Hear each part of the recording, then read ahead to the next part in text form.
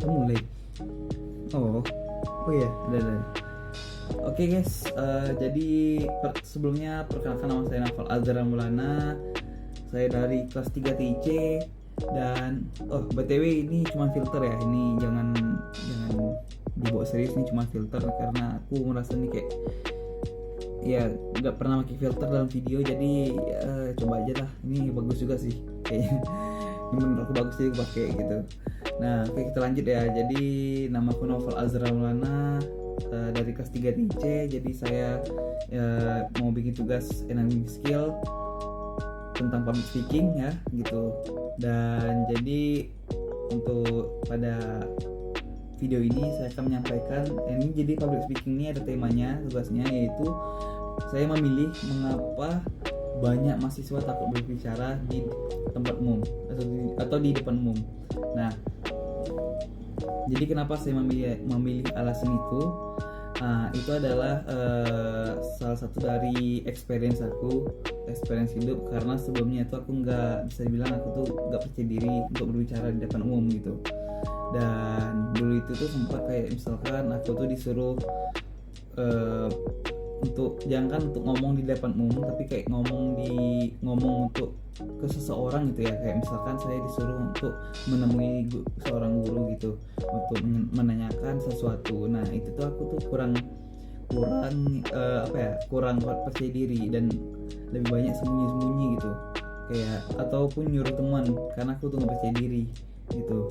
Nah, dan aku ngerasa kayak ini sampai kapan kayak seperti itu ya, kayak nggak percaya diri.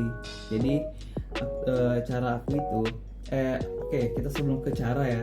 Nah, kenapa mahasiswa itu bisa dia tuh takut di depan umum dia berbicara gitu?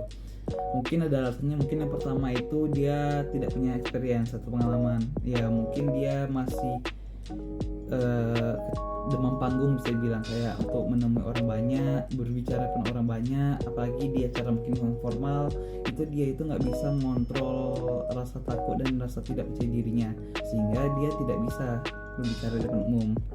Nah, untuk mendapatkan hal itu dia harus memiliki pengalaman, dan ya walaupun pengalamannya nol, dia tetap harus memulai, karena ya dengan memulai itu nanti dia ada pengalaman, dan dengan pengalaman itu dia bisa belajar.